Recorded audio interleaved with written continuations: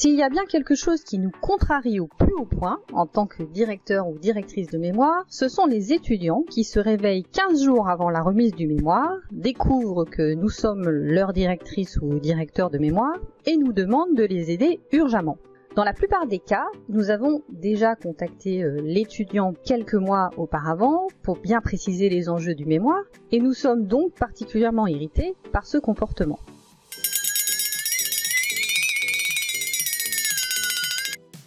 Dans cet épisode, je vous explique pourquoi cette attitude n'est pas particulièrement adaptée et comment gérer au mieux la relation avec votre directeur de mémoire pour faire de votre directeur de mémoire votre véritable allié vers le succès. Bonjour et bienvenue dans MDR, Mémoire de recherche, le podcast qui vous accompagne dans votre projet d'écriture d'un mémoire de recherche. Je suis Aurélie Dudésert, professeure des universités et directrice de recherche en management et je partage ici mon expérience d'encadrante et de correctrice de mémoire pour vous soutenir et vous motiver dans cette démarche. Prendre contact avec son directeur de mémoire seulement quelques jours avant la remise de son travail pour lui demander un encadrement express n'est pas particulièrement futé et je vous le déconseille.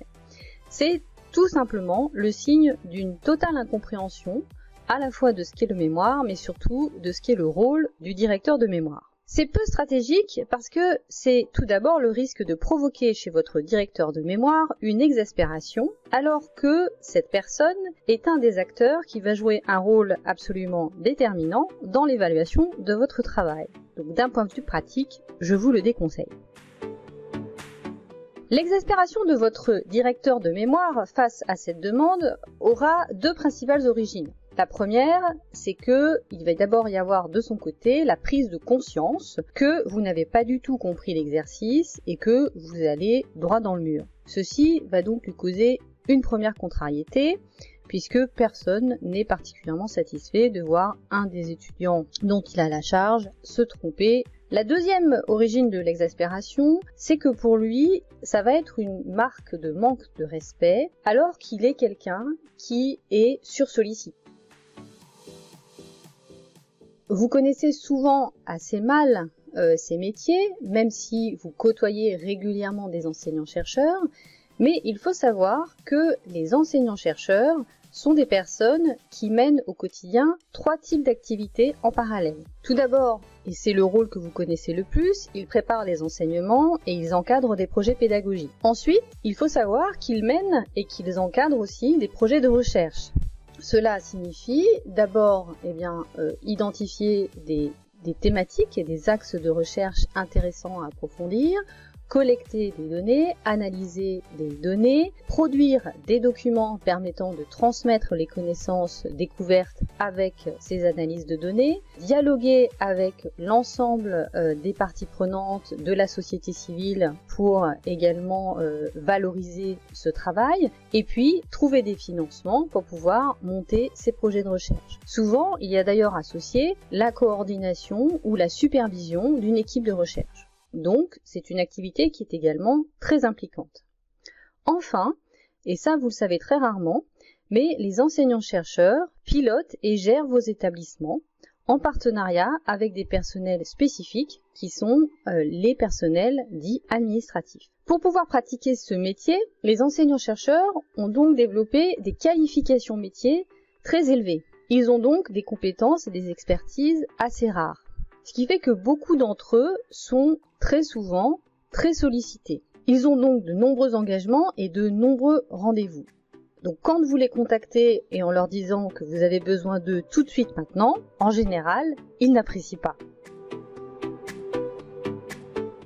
Au-delà de l'exaspération que peut provoquer chez votre directeur de mémoire cette attitude, c'est aussi une incompréhension de ce qu'est le rôle du directeur de mémoire. Le directeur de mémoire n'est pas un médecin urgentiste qui va voler à votre secours quand vous aurez enfin compris qu'il va falloir rendre ce mémoire. Oui, c'est difficile, mais il faut le rendre ce mémoire. Le directeur de mémoire est plutôt un guide touristique.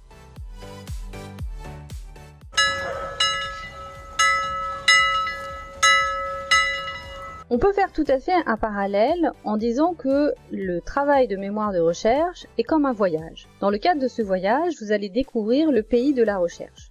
Et le directeur de mémoire est là pour vous conseiller les bons plans, pour vous aider à éviter les pièges et les embuscades. Mais comme tout bon touriste, c'est bien vous qui faites le voyage. Donc si vous ne voulez rien visiter et rester sur le bord de la plage à siroter un cocktail, c'est votre droit.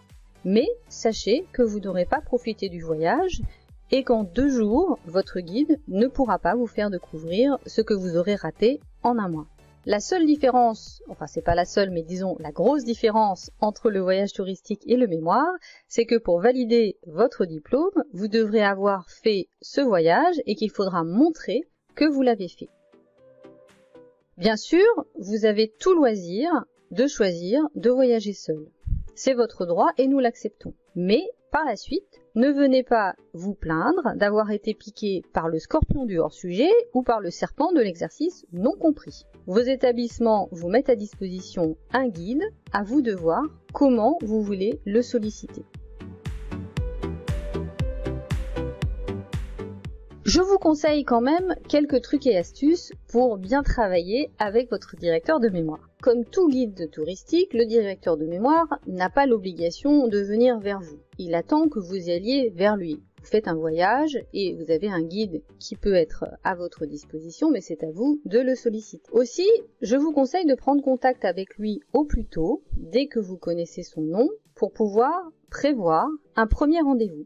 Lors de ce premier rendez-vous, mettez-vous d'accord sur le mode de fonctionnement que vous allez adopter avec votre directeur de mémoire. Voyez avec lui avec quelle fréquence vous allez vous réunir, avec quelle fréquence vous allez faire des points et quelle forme vont prendre ces points d'échange sur votre travail. D'expérience, un point mensuel est une bonne pratique.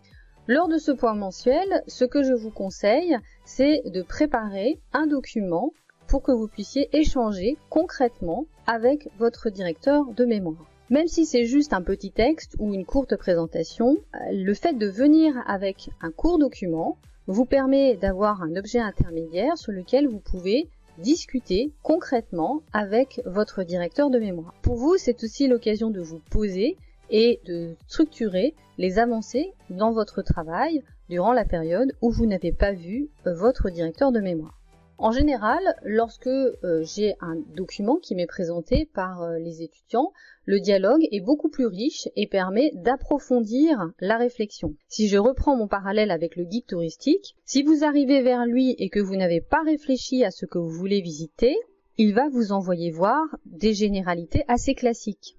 Mais si au contraire vous vous êtes un peu renseigné, alors il pourra vous orienter vers tel endroit particulièrement intéressant à explorer ou telle personne à rencontrer. C'est la même chose avec votre directeur de mémoire.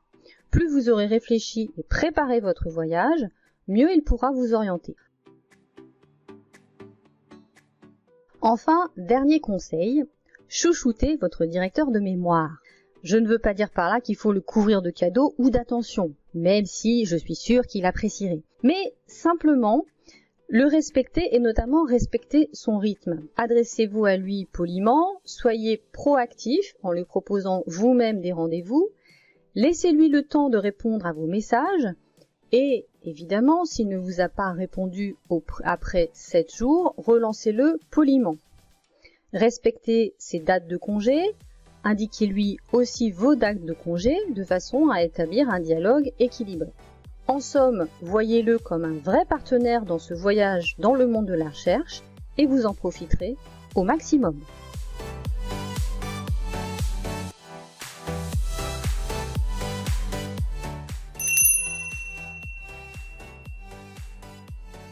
C'est la fin de cet épisode, je vous remercie pour cette écoute, j'espère que cela vous sera utile.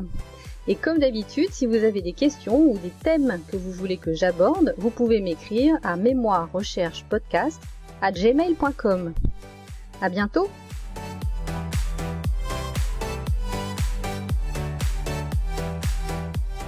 Ce podcast est disponible sur Spotify, Amazon Music et YouTube.